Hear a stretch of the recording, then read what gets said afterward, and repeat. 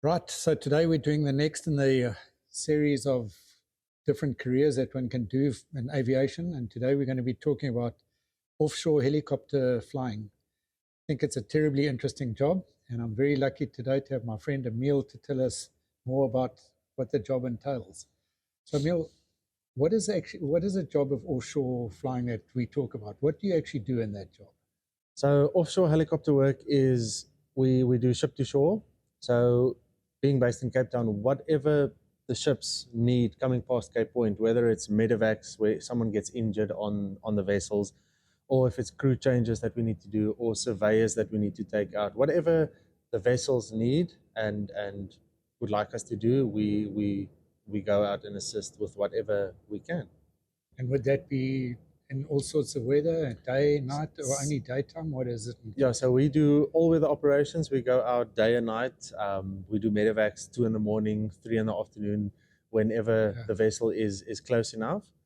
We do have a limited range that we can go out. So sometimes the ops manager will get a call in at 2 in the morning and they say there's an urgent medevac that we need to go get a patient that got a heart attack or a stroke.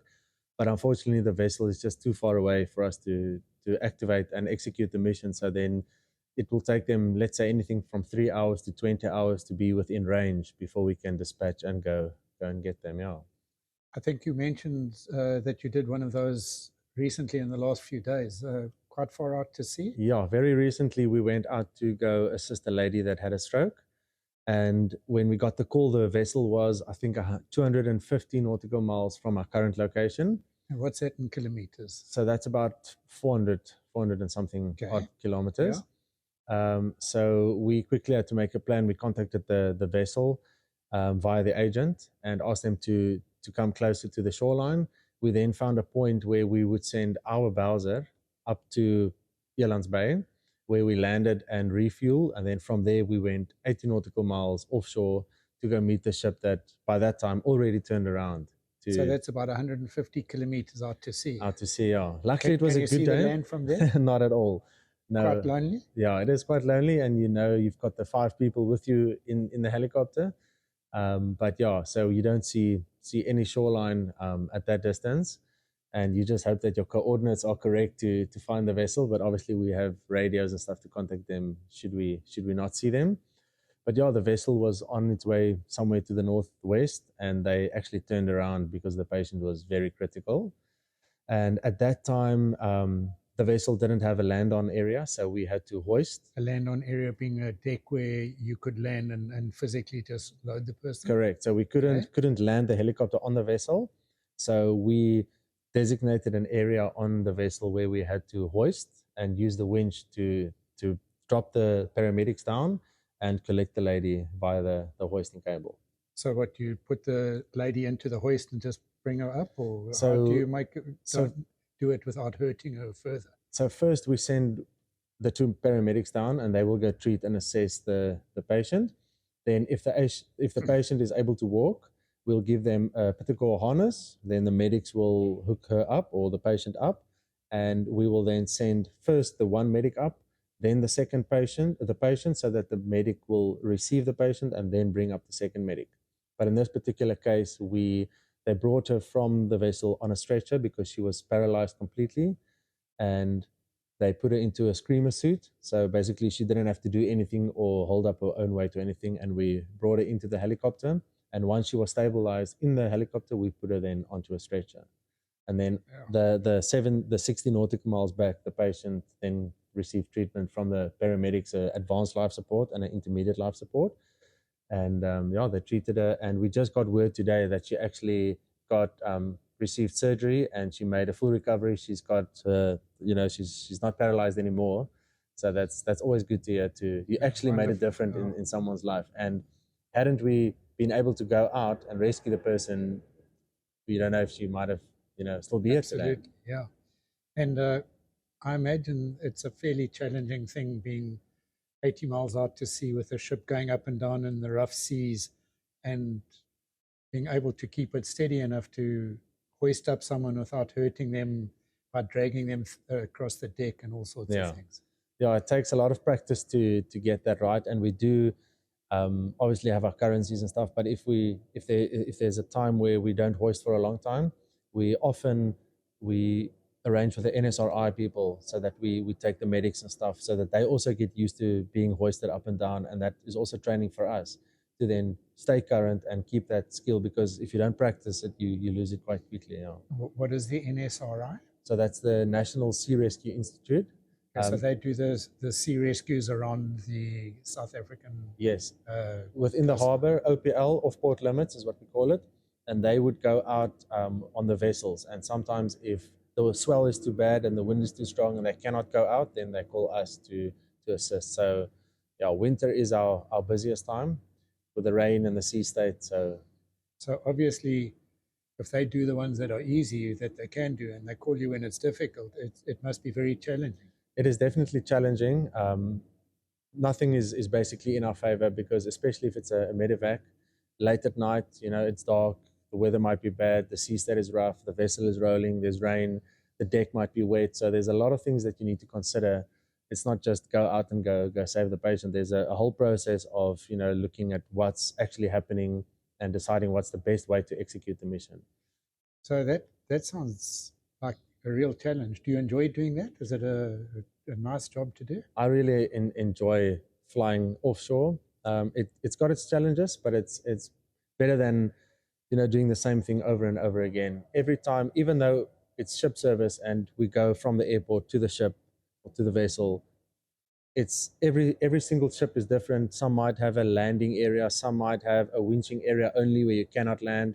But every vessel that we go to is different, whether they need a medevac or they need, if a ship is on fire and we need to, or they're busy sinking and we need to sling out, a generator, or we need to sling out pumps to help them get rid of the water. Every single job that we do is different. So it keeps it interesting. Sounds very interesting. So you pretty much in that have summed up the things that you enjoy doing in it. Are there things that you don't enjoy in this job? I would say stuff that is not enjoyable is, we go long periods of time where we don't fly.